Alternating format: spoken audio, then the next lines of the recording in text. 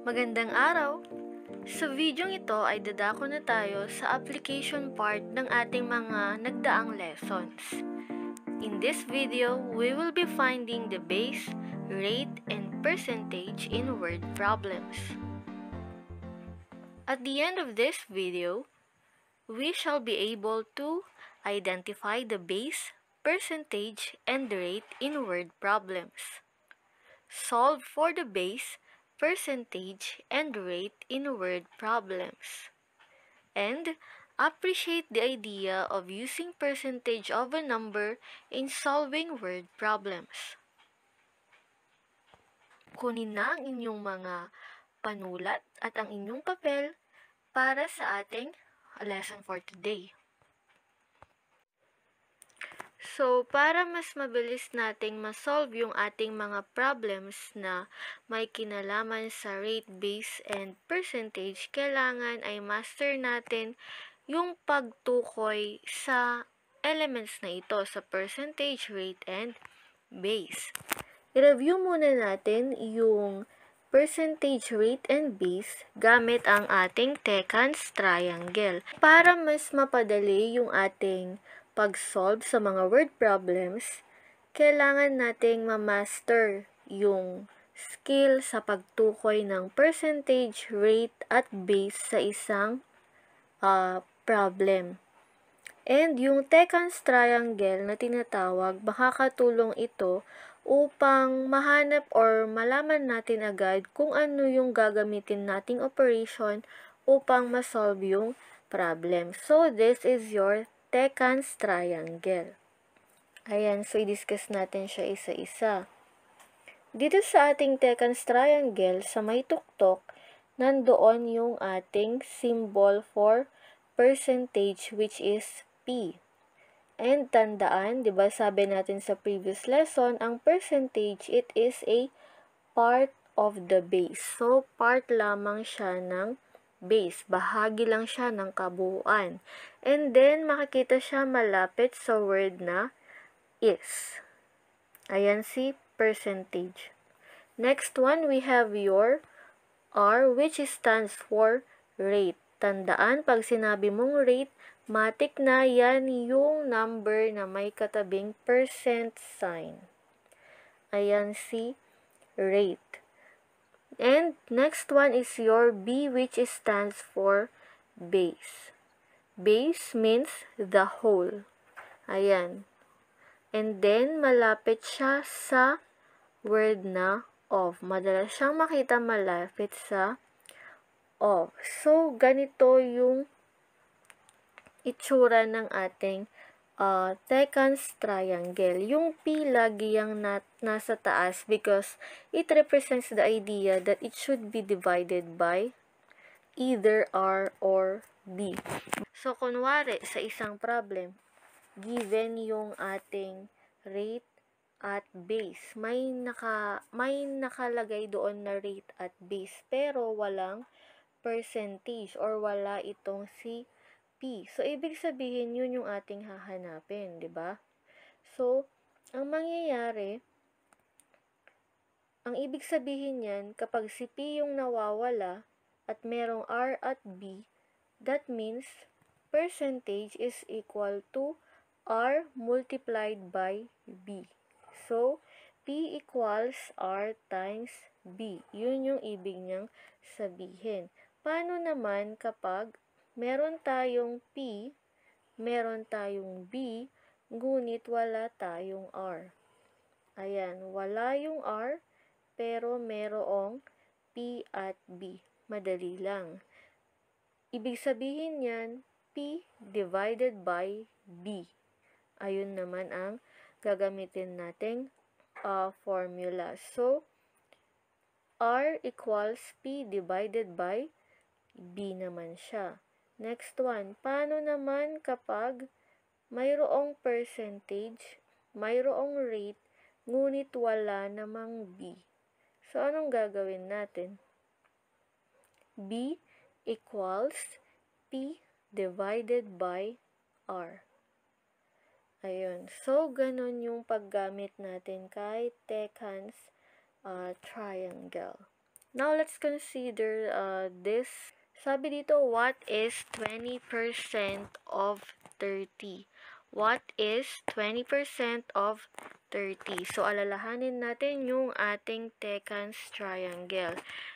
Ayan. So, meron ba tayo ditong nakikitang rate? May rate ba sa ating problem? Yes, meron tayong rate. Ayun siya, 20%. So, isulat natin dito, it's 20%.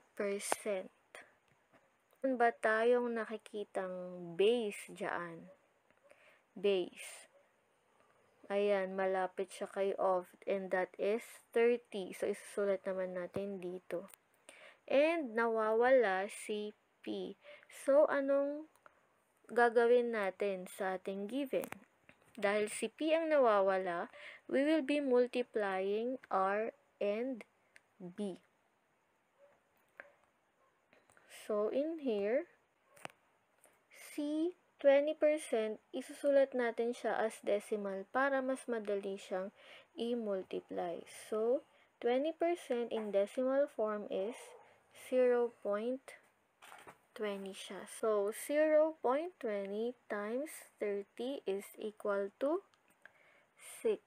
So, the answer there is 6. 6 is 20% of 30. Next example.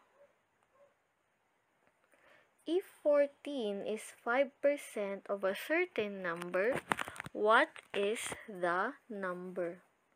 Ulitin natin. If 14 is 5% of a certain number, what is the number? Meron ba tayong nakikitang rate dyan? Meron. Diba? That is, may katabi siyang percent sign, that is 5%. So, isulat natin dito, 5%. And then, meron ba tayo dyang nakikitang percentage? Yes, meron. And that is 14. So, ilalagay natin sa taas. May nakikita ba tayo dyang base? Ating hinahanap dito ay yung base naman. Ngayon, ano ang ating gagawin para mahanap si base? It will be base equals P divided by R. Or, base equals 14 divided by 5%, or in decimal ulit para mas mabilis siyang gawin. 14 divided by 0.05. You just move the decimal point 2 steps to the left if you are transforming your percent into decimal form. So, 14 divided by 0.05 is 280. 280. Therefore, the answer for this one is 280. And then, we proceed to the next example. Here it is. 16 is what percent of 200? 16 is what percent of 200? Ayan, meron ba tayo ditong base? Meron, and that is 200. Meron ba tayo ditong percentage? Meron, and that is 16. Ngayon, anong nawawala dito? It's rate. So, we will be finding the rate. At ano ang gagawin natin? Again, divide. Rate equals P divided by B. So, it's 16 divided by 200. And we will get 0.08.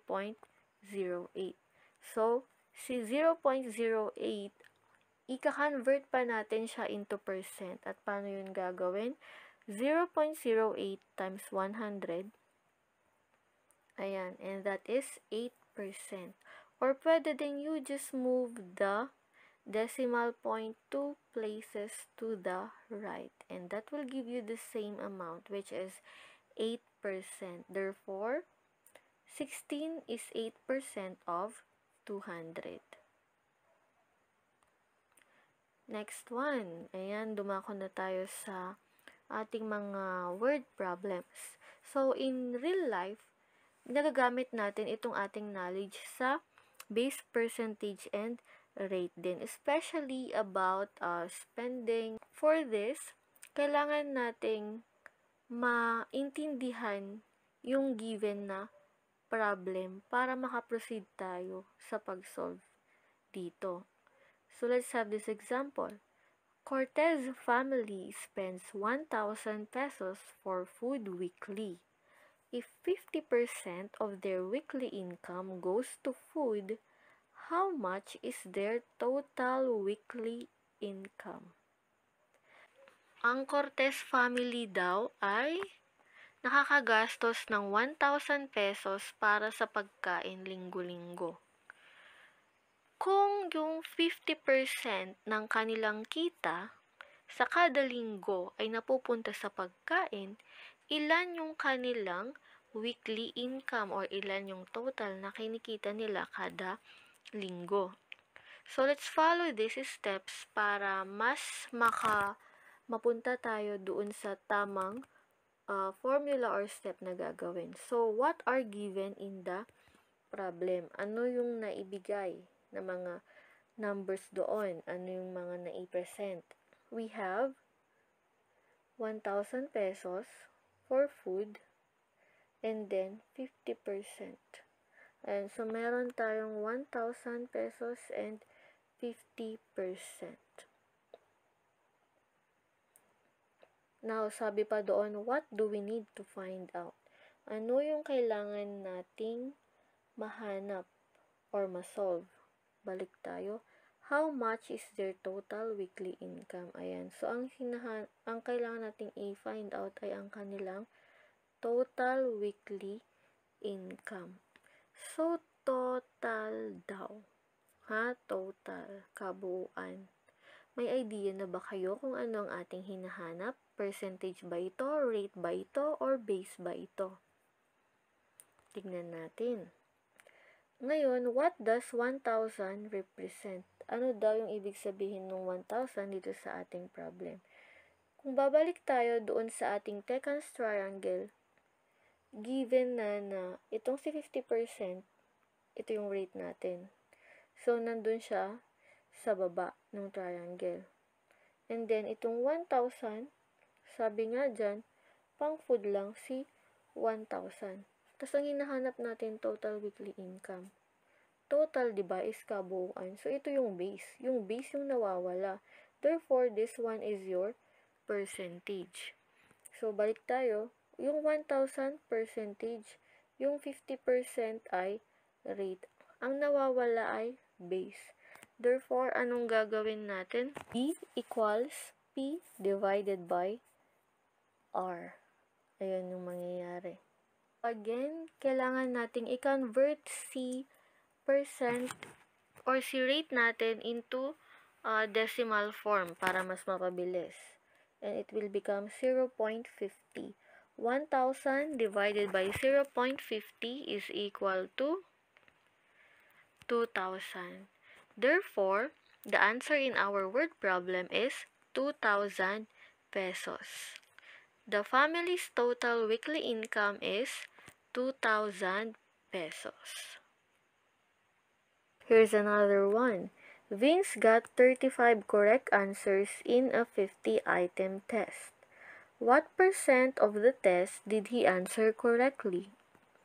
And kung mapapansin natin, direktang tinanong na what percent of the test. And wala tayong nakikita dyan na number na may katabing percent sign. Therefore, ang ating hinahanap dito ay ang rate. Yung number na may percent sign. Again, balikan natin yung mga steps na ating sinusundan sa pag-solve dito sa problem. What are given in the problem? Ano yung mga numbers na makikita natin sa ating word problem? So, we have 35 for the correct answers. May 35 na given. And we also have 50 for the total number of. What do we need to find out? Ano ang kailangan nating mahanap? Sinabi na dyan, percent. What percent or yung rate. And next, what does 35 represent? Ano daw ang ibig sabihin nitong 35? Anong ang nire-represent niya? Yung 35, yan yung ating magiging percentage. And then next question, what does 50 represent? Yung 50, yung kabuuan nung bilang nung item sa test, that is why that is your base. So, ang hinahanap natin dito ay ang rate. Therefore, ang gagawin natin ay R equals P divided by B. And that is R equals 35 divided by 50. And that would give us 0.7 and or 7/10. And iyan ay we move 2 decimal places to the right, and that will give us 70%. Therefore, ilan ang nakuha ni Vince sa test? 70%. Next. One day, shoes at Red department store were marked with 20% off labels. Charlie bought a shoes with an original price of 2,100 pesos. How much did he save after the discount was applied? How much did he pay to the cashier? So, sundan ulit natin yung steps. What are given in the problem? Ano nga ba yung given? We have your 20%, and that stands for your rate.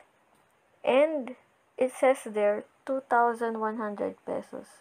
Your 2,100 pesos is your original price. Ayan, so may idea na ba tayo kung ano yung 2,1? Next, what do we need to find out? Ano yung tinatanong dito sa ating problem? May dalawang tanong dyan. How much did he save after the discount was applied? Ilan daw yung natipid niya? Ilan yung kanyang na-save nung inilagay na yung discount nito? And then second question, how much did he pay to the cashier? Ilan yung actual na price nung discounted shoes? And then next, what does 2,100 represent? Sabi nga natin kanina, di ba yung 2,100, yan yung original price, meaning that is the base. And then what does 20% represent? 20%, may katabi siyang percent sign, ginamitan siya ng percent sign, that represents your rate. So, wala tayo nung ating percentage. Therefore, ano ang gagawin natin? P equals R multiplied by B. Ayan. So, P equals R times B. And that is, yung 20% magiging 0.20. 0.20 times 2,100. Para makita natin kung ilan yung percentage niya. 20 pesos. Now, ilan naman yung ibabayad niya or yung actual price ng shoes kung ganon. So, ang gagawin lang, 2,100 minus 420. Or base minus percentage para makuha natin yung discounted price. And 2,100 minus 420 is 1,680 pesos. So, yan yung ibabayad ni Charlie. And that's it for our lessons in Mathematics 5. I hope you had fun learning today. See you again next time.